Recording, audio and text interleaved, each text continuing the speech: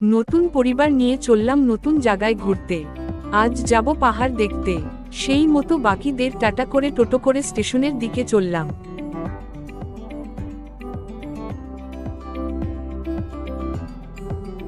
বলতে বলতে চলে এলাম হাবড়া স্টেশনে।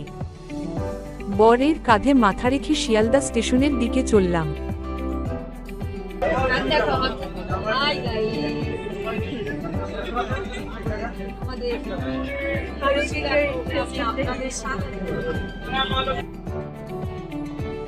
সবার সাথে মজা করতে করতে পৌঁছে গেলাম শিয়ালদা স্টেশনে। এবার গাড়ি বুক করে যেতে হবে হাওড়া।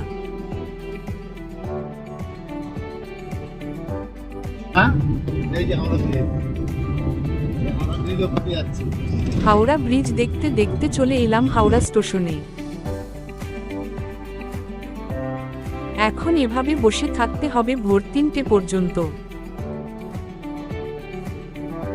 এখন ভোর 3টে বাজে, তো চলে এলো আমাদের ট্রেন। আমরা যাচ্ছি ঘাটশিলা। আজ ওখানে ভিডিও দেখাবো তোমাদের। শুনেছি ওখানে পাহাড় ঝর্ণা খুব সুন্দর, এখন গিয়ে দেখা যাক। ট্রেন থেকে বাইরেটা যা লাগছিল এক কথায় অসাধারণ। এরই মধ্যে চলে এলো চা। আমার বর চা নিয়েছিল, কিন্তু আমি চা খাই না, তাই নিনি। বাইরে লাল মাটি দেখতে দেখতে চলে এলাম ঘাটশিলা। এখান থেকে অটো রিজার্ভ করতে হবে, ওরাই আমাদের সব জায়গা নিয়ে যাবে, ঘুরিয়ে দেখাবে।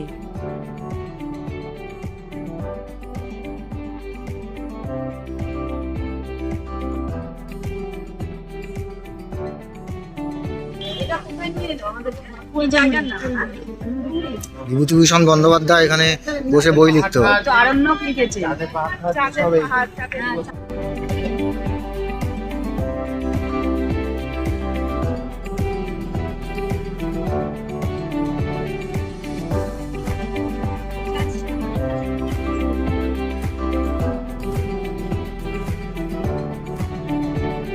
জায়গাটা সত্যি বলতে অসাধারণ।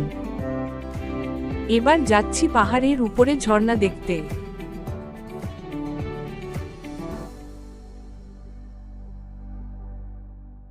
আমাদের অটো পাহাড়ি পথ ধরে পাহাড়ে উঠতে লাগলো।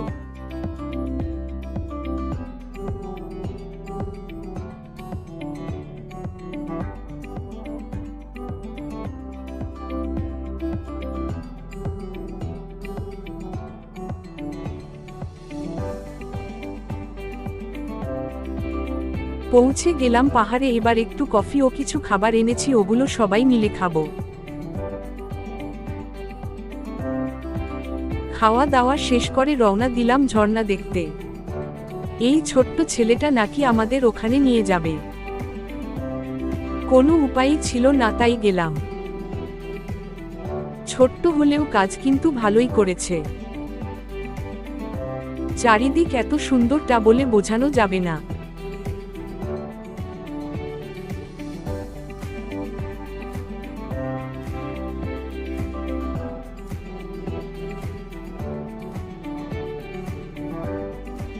শেষ পর্যন্ত অপেক্ষার অবসান। ঝর্ণাটা যেমন সুন্দর, তেমন চারিদিক আর পরিবেশটা।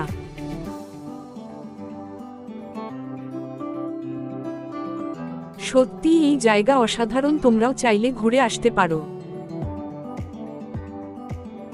এবার আমাদের নিয়ে আসলো একটা পাহাড়ের বুকে নদী দেখাতে। এই জায়গা এত সুন্দর, তোমরা না আসলে না দেখলে বোঝানো যাবে না। ঘুরতে ঘুরতে সবার খুব খিদে পেয়ে গেল, তাই এখানকার দেশি মুরগির ঝোল দিয়ে ভাত খেলাম। এক কথায় খাবারটা সেরা ছিল। এরপর যেখানে নিয়ে গেল সত্যিই অসাধারণ। একটা কথা বলে রাখি, এখানে একটা প্রবলেমে পড়তে পারো, সেটা হলো এখনকার বাচ্চাগুলো তোমার পিছনে পড়ে থাকবে আর টাকা চাইবে। এটা কিন্তু অভাব নয়, এটা ওদের স্বভাব, তাই সাবধান।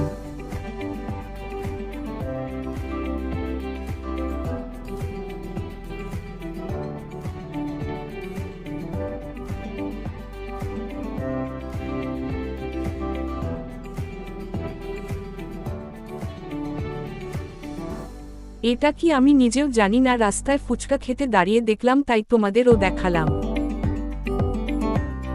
সব শেষে এত সুন্দর একটা মন্দির দেখলাম, যার ভেতরটা ছিল এমন। গলা খারাপ, তাই এটা এআই দিয়ে করা। নেক্সট ভিডিওতে ফিরে আসব। দেখা হচ্ছে নেক্সট ভিডিওতে, ততক্ষণের জন্য টাটা, ভালো থাকো।